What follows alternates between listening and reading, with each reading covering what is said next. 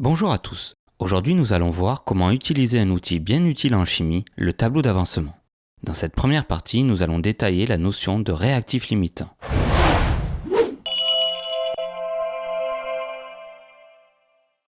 Pour comprendre, prenons un entrepôt d'assemblage de vélos qui, à partir d'un cadre et de 2 roues, fabrique un vélo. Cet entrepôt contient un stock de départ et il est tout naturel de se poser les questions suivantes. Combien peut-on faire de vélos au maximum ? Manquera-t-on en premier de cadres ou de roues ? Pour répondre à ces questions, nous allons réaliser un tableau d'avancement. On rappelle que pour faire un vélo, on assemble un cadre avec 2 roues, ce que l'on va écrire sous la forme d'une équation. Dans le tableau, on indique l'avancement de la fabrication. À l'état initial, le stock est complet et aucun vélo n'a été fabriqué. On dit que l'avancement est égal à 0. On appelle Ni le nombre de cadres présents initialement.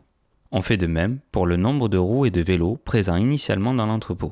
Pour notre exemple, nous allons considérer qu'au départ, il y a 8 cadres et 18 roues, et qu'aucun vélo n'a déjà été monté. Passons à la deuxième ligne du tableau, l'état intermédiaire, c'est-à-dire la phase d'assemblage des vélos. Sur cette ligne, on part du stock de départ et on soustrait le nombre de cadres et de roues utilisés pour assembler des vélos complets.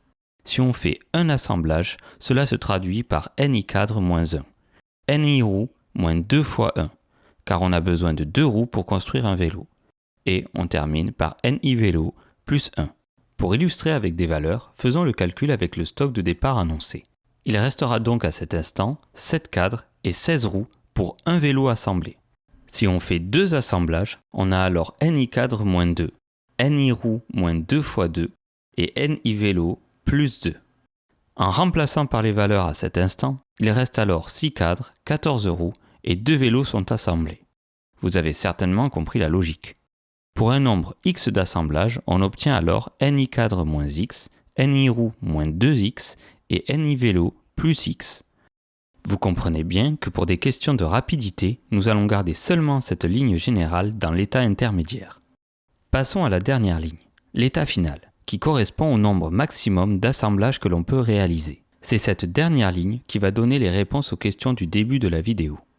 Cette ligne est très simple à noter car il suffit de recopier la ligne de l'état intermédiaire en remplaçant x par xmax. Reste à calculer xmax.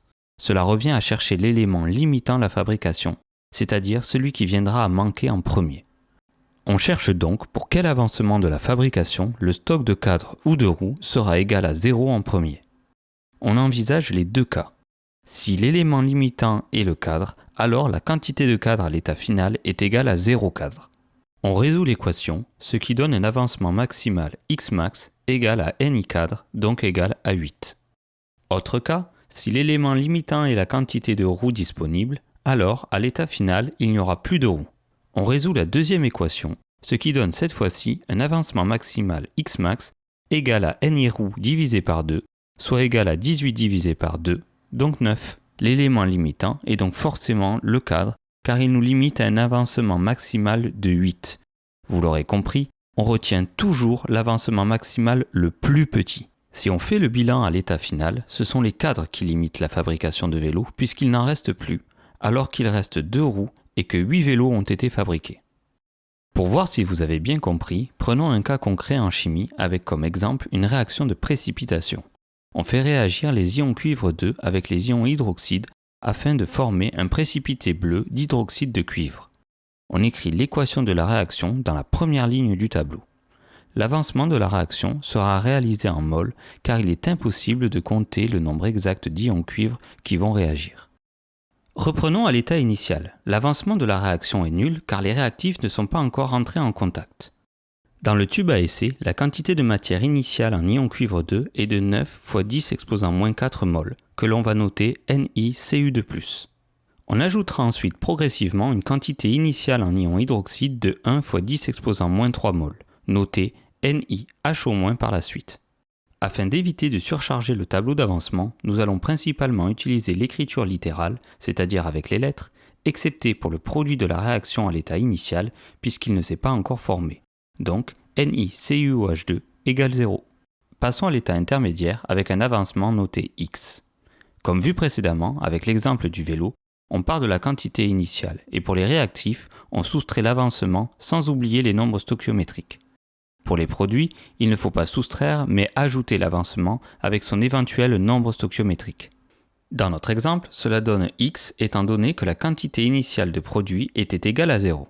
Pour l'état final, on recopie la ligne précédente en remplaçant x par xmax. Vous l'aurez compris, la ligne de l'état intermédiaire n'est pas indispensable. Elle nous permet juste de comprendre ce qu'il se passe pendant la réaction, donc nous n'avons plus besoin de la faire apparaître. Pour déterminer qui est le réactif limitant entre Cu2+, et HO-, on cherche lequel viendra à manquer en premier, c'est-à-dire celui qui donnera le Xmax le plus petit. Si les ions Cu2+ limitent la réaction, ils ne seront plus présents en fin de réaction et donc NiCu2+ moins Xmax est égal à 0. On résout l'équation et on trouve Xmax égale 9 fois 10 exposant moins 4 mol. Si les ions HO- limitent la réaction, ce sont eux qui ne seront plus présents à la fin de la réaction. Et donc, NiHO- moins 2Xmax est égal à 0.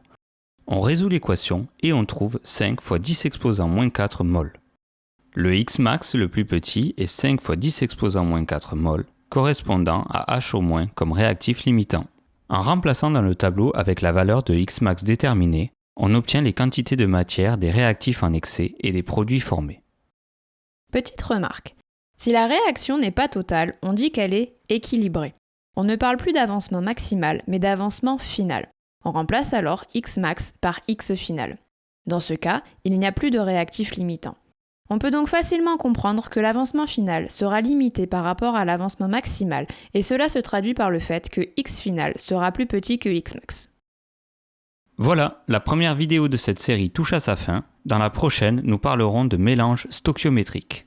Donc n'hésitez pas à vous abonner à la chaîne pour ne rien louper.